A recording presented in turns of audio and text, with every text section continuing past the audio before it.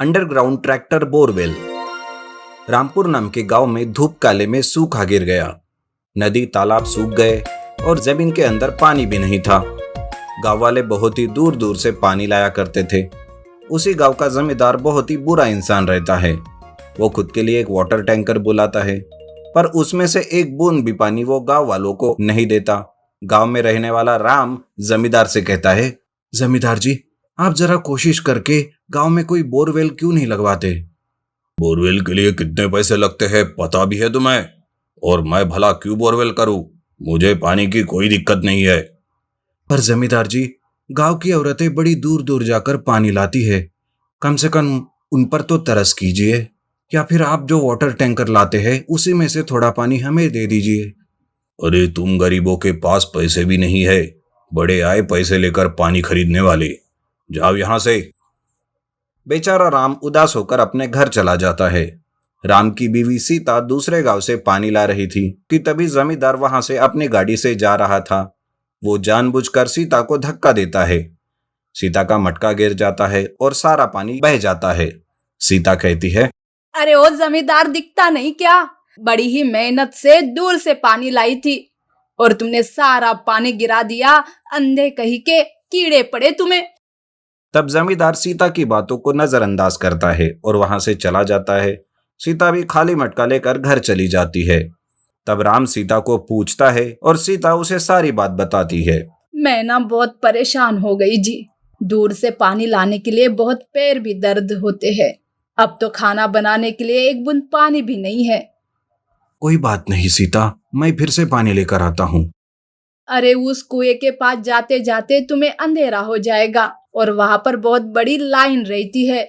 कब पानी लेकर आओगे और कब खाना पकाऊंगी? तभी सीता का बच्चा खाना मांगता है, पर खाना तो बना नहीं रहता। वो कहता है, खाना नहीं तो कम से कम एक गिलास पानी तो दे दो। सीता बेटे को पानी देने जाती है, पर मटके में एक बूंद भी पानी नहीं होता। खाली मटका देखकर सीता रोने लगती है। राम वही खाली मटका लेकर पानी भरने के लिए जाता है। इधर सीता का बेटा सारी बात समझ जाता है। माँ, आप रो मत, मुझे भूख नहीं लगी और ना ही कोई प्यास।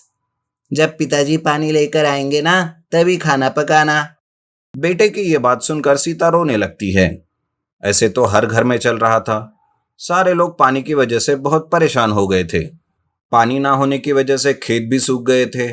खाने पीने की बहुत ही समस्या चल रही थी। इस वजह से धीरे धीरे गांव के लोग गांव छोड़कर जाने लगे थे। जमींदार तो इसी बात का इंतजार कर रहा था। ऐसे ही लोग गांव छोड़कर जाने लगे तो बहुत अच्छा होगा। बाद में मैं इनके घरों पर अपना कब्जा कर लूंगा। जमींदार गांव के लोगों की पानी की समस्या दूर करने के लिए कुछ भी नहीं करता, पर राम उम्मीद नहीं छोड़ता। वो गांव छोड़ने के लिए तैयार नहीं था।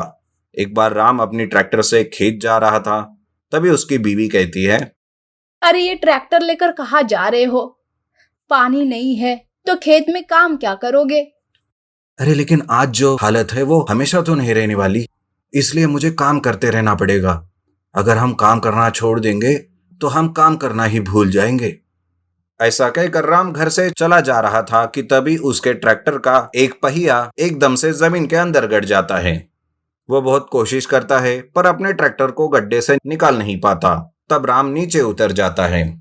अरे यहाँ तो पहले कोई गड्ढा नहीं था, अब अचानक ये कहाँ से बन गया?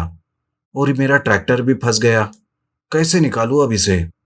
ऐसा कहते हुए राम अपने ट्रैक्टर को धक्का देने लगता है। सीता भी उसकी मदद करती है और जैसे ही वो ट्रैक्टर गड्ढे से बाहर निकल जाता है, उस गड्ढे से पानी की बौछार उड़ने लगती है। गड्ढे से पानी निकलता देख राम और सीता खुश हो जाते हैं। अरे देखो सीता, यहाँ से तो पानी निकल रहा है। मैं अभी बोरवेल मशीन को बुलाकर यहाँ बोरवेल फिट कराता हूँ। इस तरह वो तुरंत बोरवेल मशीन को बुलाकर वहां पर बोरवेल लगा देता है और गांव वाले लोगों की पानी की समस्या देखते ही देखते दूर हो जाती है। लोग गांव छोड़ने की बात भी भूल जाते हैं और सभी उसी गांव में रहने लगते हैं। और इस तरह जमींदार की उम्मीद पर भी बोरवेल की तरह पानी फिर जाता है। Magical golden bricks tractor. Baramati नाम का एक गांव पहाड़ों से घिरा हुआ था। एक दिन अचानक रात के वक्त जब सारा गांव सो रहा था, तब अचानक आसमान से एक उल्का आकर पहाड़ों से टकराती है और उसमें से एक विचित्र दानव बाहर आता है। लेकिन वो दानव सीधा गांव में घुस जाता है और घर के बाहर सोए हुए कुछ आदमियों को उठाकर पहाड़ों में बनी गुफा में वापस चला जाता है। गांव में सुधाकर नाम का एक गरीब लड़का रहता था जो अलग अलग काम करके अपना जीवन गुजारता था, लेकिन उसे मशीनों के प्रति खासा लगाव था। वो हमेशा चाहता था कि वो खुद का एक ट्रैक्टर बनाए। एक दिन रोज की तरह काम करते वक्त उसे एक गराज में पुराना सा ट्रैक्टर दिखता है। उसे देखकर सुधाकर सोचता है, अरे वाह, ये ट्रैक्टर तो काफी पुराना है। अगर मैं इसे ले जाकर इस पर अपना काम करूंगा तो मैं इसे नया बना सकता हूं। इस तरह से सुधाकर उस गराज के मालिक से बात करके उस पुराने ट्रैक्टर को अपने घर ले आता है और उस पर अपना काम शुरू करता है और कुछ ही दिनों में उसे ठीक करके उसे चलाने के लिए तैयार करता है।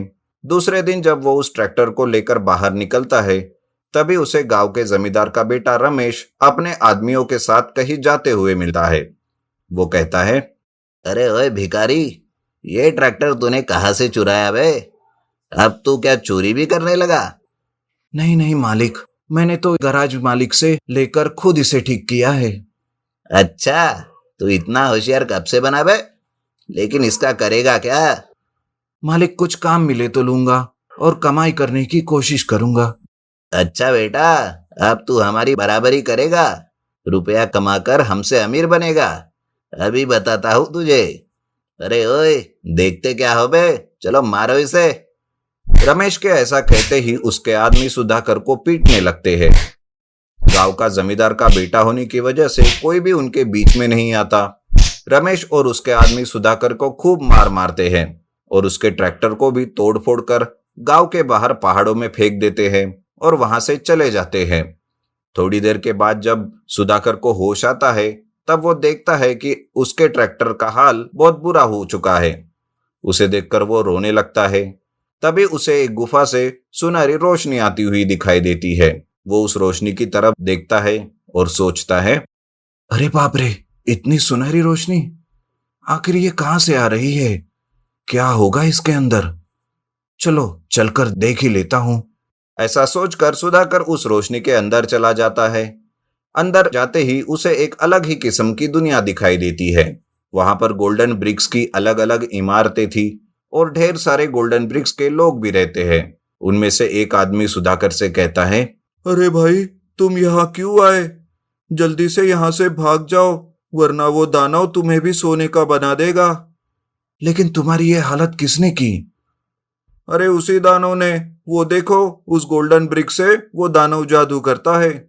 सुधाकर देखता है कि एक गोल्डन ब्रिक एक टेबल पर रखी हुई थी। वो उसकी तरफ जा ही रहा होता है कि तभी उसे दानव का आवाज आता है, जिसे सुनकर वो पास ही में छुप जाता है।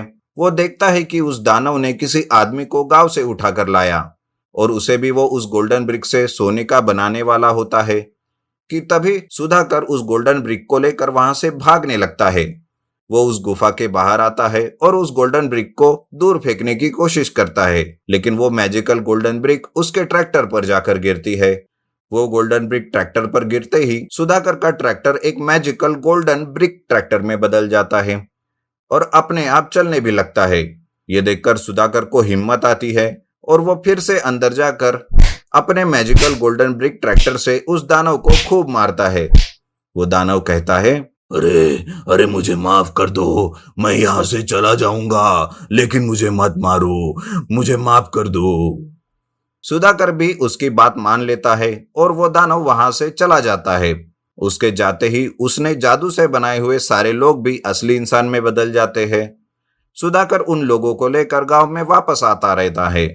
गांव वाले सुधाकर को उसके गोल्डन ब्रिक्स ट्रैक्टर को देखकर चौंक जाते हैं और सुधाकर गांव में ही अपने मैजिकल गोल्डन ब्रिक्स ट्रैक्टर की मदद से अलग अलग काम करके अपनी जिंदगी गुजारने लगता है।